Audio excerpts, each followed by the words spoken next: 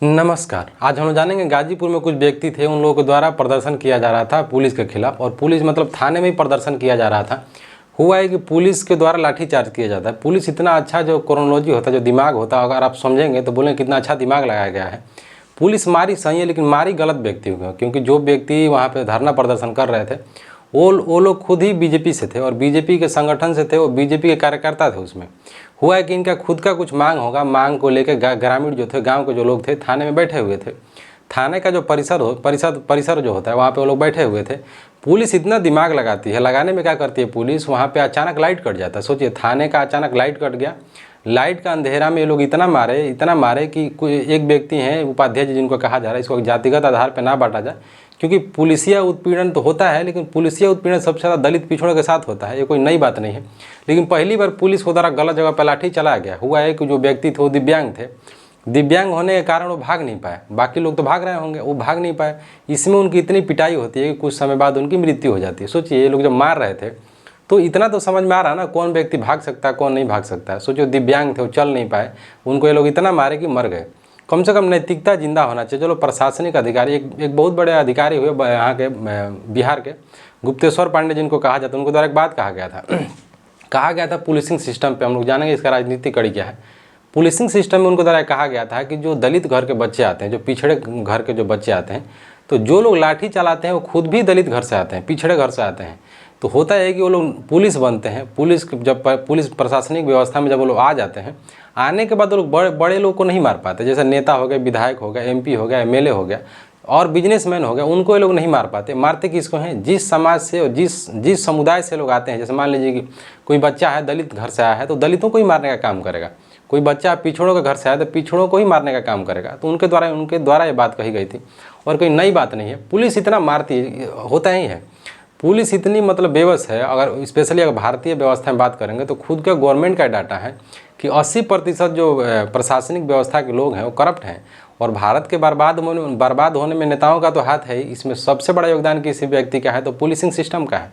जो भी प्रशासनिक व्यवस्था में बैठे हैं, चाहे बैंक का क्लर्क से लेकर जो स्कूल का टीचर है, वहाँ तक में भ्रष्टाचार और सामंतवाद का जो एक जहर है ना, वो फैला हुआ है। पहले तो, अभी तो खैर फिलहाल में सही है। पुलिस होता है कि पुलिस जब भी दलितों के बस्ती में जाती है तो पुलिस का दो रवैया होता है। अगर आपके सामने, पुलिस के सामने, दरोगा के सामने, अगर उसके सामने एक दलित व्यक्ति बैठा है और एक मंत्री जी बैठे हुए हैं, लाख मंत्री जी का गलती है तो मंत्री जी का गलती रहेगा तो कहेगा मंत्री जी आपके ऐसा ना करके चाहिए, आपके ऐसा ना करके चाहिए, ठीक बा, देख लिया जाए। ये तो हो सकता है कि मंत्री जी को वहाँ जाना भी ना पड़े। हम तो ज़्यादा बोल दिए। आपको लगता है कि मंत्री जी को थाना में जाना पड़ेगा?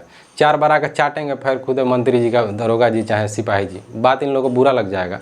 प्रशासनिक व्यवस्था इसे बदनाम नहीं है। वहीं पे कोई दलित पिछड़ा का व्यक्ति चला जाएगा ना, चमार चला जाए, भंगी चला जाए, दुसाध चला जाए, मतलब वो व्यक्ति जो कुछ नहीं कर सकता है, वो गलती जैसे पता चला किया है ना, 4 डांटा वहीं पे खींच के मारेगा। भले कैमरा लगा है, पुलिस प्रूफ कर देती है ना। पुलिस के पास इतना, पुलिस आज तक पकड़ी नहीं गई, क्योंकि ऐसा होता है कि पुलिस जब कार्रवाई करती है ना, तो पुलिस जो न्यायालय होता है, न्यायालय में इतना अच्छा तरीका से मेंशन करती है फाइल को, इतना ओवरलैपिंग करती है कि पुलिस, न्यायालय पकड़ नहीं पाता।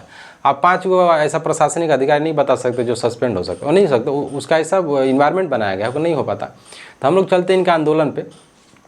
आंदोलन जब हो रहा था तो ग्रामीणों का मांग था, तो ग्रामीण जब वहाँ पर गए तो जब आपको मंजूर नहीं था, क्योंकि जो धरना प्रदर्शन जो है, जो अपना संवैधानिक अधिकार है, संविधान देता है, वो भी संविधान का अनुसूची जो है, अनुच्छेद जो है 19 देता है। इसमें 6 प्रकार की आज़ादी की बात किया गया। उसमें प्रथम आज़ादी ही धरना प्रदर्शन और बोलने की आज़ादी है।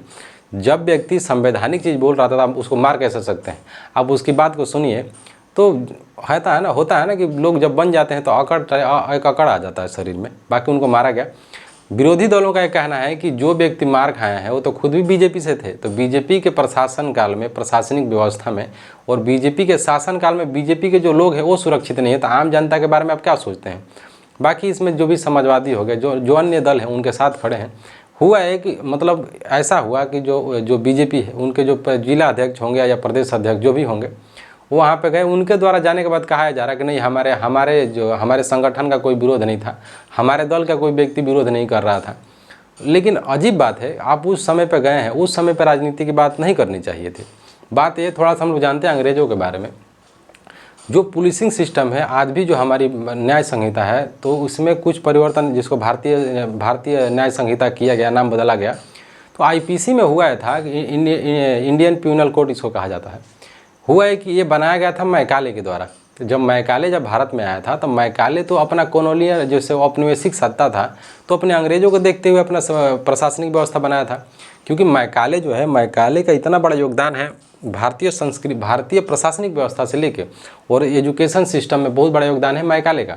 मैकाले को जिम्मेदारी दी गई थी। तो मैकाले जब आए तो इनके द्वारा विधि संहिता भी बनाई गई थी, और भी जो शिक्षा की जो प्रणाली है उनके द्वारा ही बनाई गई थी। क्योंकि 1813 से ये बातें चल रही थी कि भारत में शिक्षा दिया जाएगा। फिर इसमें 1833 आता है और भी इसमें नए नए नियम जोड़े गए थे।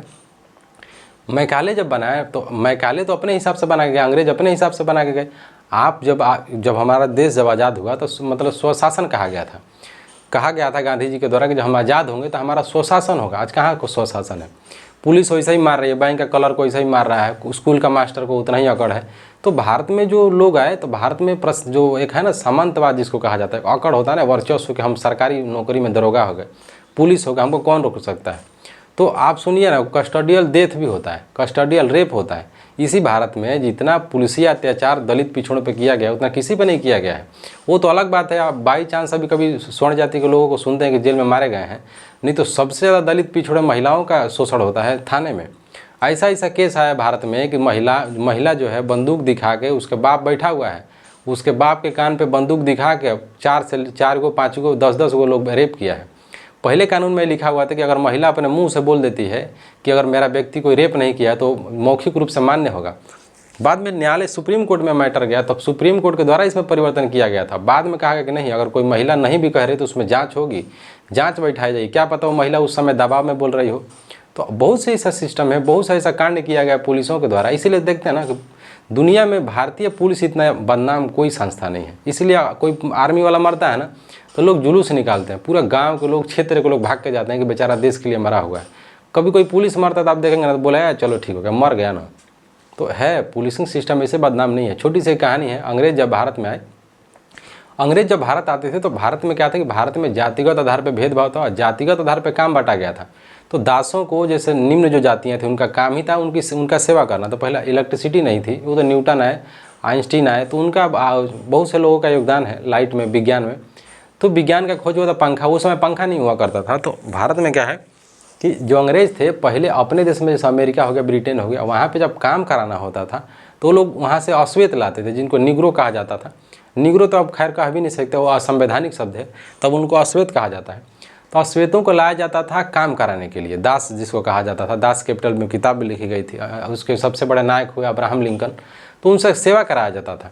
लेकिन जब अंग्रेज भारत में आए तो भारत में आप देखते हैं कि अंग्रेज जहाँ भी गए, क्योंकि यूरोप में अश्वेत नहीं थे, अमेरिका में अश्वेत नहीं थे, यूरोप में भी अश्वेत नहीं थे, तो जो अश्वेत आपको दिखते हैं वो अश्वेत वे हैं कि जिनको जैसे कहा जाता है ना, गाम्बिया हो गया, युगांडा, रवांडा, बुरुंडी हो गया, साउथ अफ्रीका हो गया, उन देशों से, सियरा लियोन, लाइबेरिया हो गया, माली हो गया, चाड हो गया, इन राज्यों, इन देशों से, अफ्रीका से उनको बुलाया जाता था। क्यों? क्योंकि वो लोग काम करेंगे और इनका मार्केट लगता था। वो अलग कहानी हो जाएगी। गले में पट्टा लगा के मार्केट लगता था, सुबह सुबह 7 बजे से मछली का मार्केट लगता है, वैसे अश्वेतों का मार्केट लगता था। तो वहाँ से वो लोग काम लाते थे और लोग काम कराते थे, तो कोई दिक्कत नहीं था। लेकिन वो भारत में आए तो आप भारत में देखते हैं कि भारत में अश्वेत नहीं आ पाए। कारण यही था कि भारत में तो खुद भी जातिगत आधार पर काम बांटी गई थी। कहा गया था ना कि भंगी जो होगा सुबह शाम, हम लाइटिंग करेंगे तो सुबह में भी फेंकेगा, शाम में भी फेंकेगा। भंगी का काम था लाइटिंग फेंकना। चमार जो थे उनका काम था वहीं बेगारी करना, मजदूरी करना।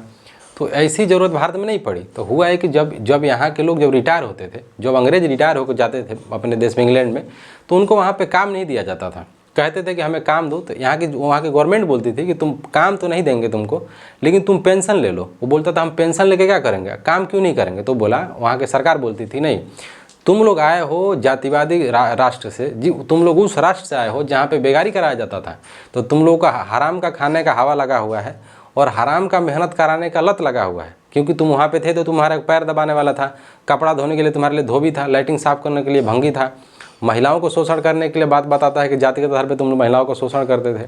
वो लोग बोले नहीं, तुम्हें रोजगार नहीं देंगे, तुम पेंशन ले लो। तो ऐसी व्यवस्थाएं चलती थी। बाकी इसमें पढ़ेंगे तो एक बहुत सा कार्ल मार्क्स का भी थ्योरी आता है, बहुत सारे ऐसे बड़े बड़े विद्वानों का थ्योरी है जो आप पढ़ेंगे तो शर्मा जाएंगे। तो उनका है यही सिस्टम है। बाकी इसमें देखते हैं न्याय जो कार्यपालिका में, न्यायपालिका में इनके ऊपर क्या बात चलती है, क्या नहीं चलती है, कार्रवाई होती है कि नहीं होती है। खैर कार्रवाई होगी तो कार्रवाई में भी क्या होगा, जो पुलिस मारा होगा 6 महीने के लिए सस्पेंड होगा, फिर वो ड्यूटी में आ जाएगा। तो जो व्यक्ति गए उनका गया ना, जो उपाध्याय जी मरे तो उपाध्याय जी का तो सब कुछ गया, किसी का बेटा मारा, किसी का बाप मारा, किसी का पति मारा, उनका तो सब कुछ चला गया। प्रशासनिक व्यवस्थाओं का क्या जाएगा? 2 महीना वो आता है, अरे मतलब वो सस्पेंड किया जाएगा पुलिस को, फिर 4 महीना बाद वो ड्यूटी में आ जाएंगे। तो पुलिस का तो कुछ नहीं गया, लेकिन जो मारा उसका तो सब कुछ चला गया। अब बाकी जब ऐसा ही होगा तो लोग का आंदोलन से कितना डर लगेगा, फिर तो अपना हक लोग नहीं मांगेंगे। क्योंकि इतना बेरहमी से तो अंग्रेज भी नहीं मारते थे जितना बेरहमी से भारत की सरकार मरवा रही है। बाकी देखते हैं क्या होता है क्या नहीं। नमस्कार।